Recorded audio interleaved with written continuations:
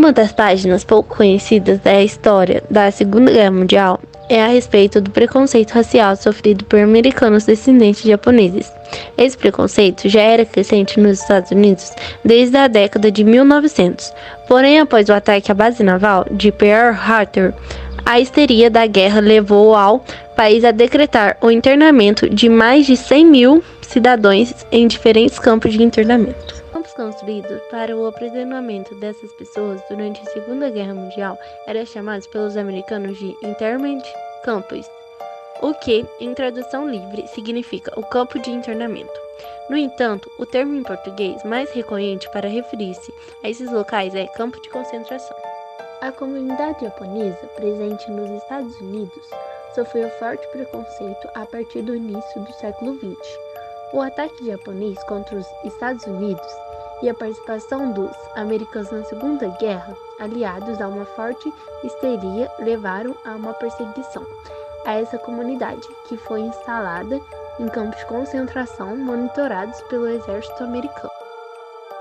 Com o fim da guerra, a autoridade do WRA sobre os campos perdeu validade e o último campo foi oficialmente fechado no começo de 1946.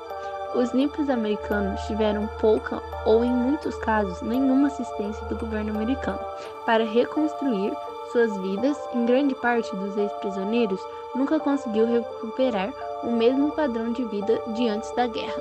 Ao longo da década de 1950, uma série de grupos comunitários passou a lutar para defender o direito da comunidade japonesa nos Estados Unidos, o que resultou em um pedido de desculpa formal dado pelo governo americano durante a presidência de Ronald Reagan. Em 1988, além disso, cada prisioneiro sobrevivente foi indenizado em cerca de $20 mil pelo tempo que passou nos campos.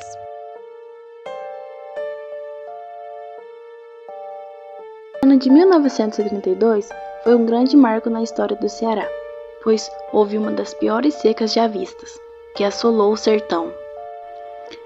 Na época, chamados currais do governo, os campos foram construídos em pontos estratégicos, às margens das linhas férreas, para impedir com mais facilidade o embarque dos retirantes que, em desespero, invadiam os trens para buscar socorro em Fortaleza. Atraídos por propostas de emprego e por promessas de amparo, assistência médica e alimentação, os flagelados eram, na verdade, mantidos em locais insalubres, tendo que se alimentar com rações enviadas pelo governo, plantas silvestres e até com carne de animais que morriam de fome e sede nos campos. Diferente dos campos de concentração dos outros municípios, que construíam apenas barracões cobertos com folhas de carnaúba, lá, além dos barracões, foram utilizados antigos casarões construídos na década de 1920 pela companhia inglesa de engenharia Norton Griffiths & Company, encarregada da construção do açude de Patu, na zona rural do município. O município de Senador Pompeu, localizado a cerca de 266 quilômetros de Fortaleza, é o único que ainda conserva parte da estrutura usada para isolar os imigrantes durante o período de estiagem de 1932. No sítio de Patu, para conter os confinados, foram utilizados o casarão de inspetores da obra, 2 casas de pólvora, um armazém, a estrutura de um hospital desativado, uma usina, um cemitério e uma estação de trem. Hoje, o açude do Patu tem como principal finalidade o abastecimento de água da cidade.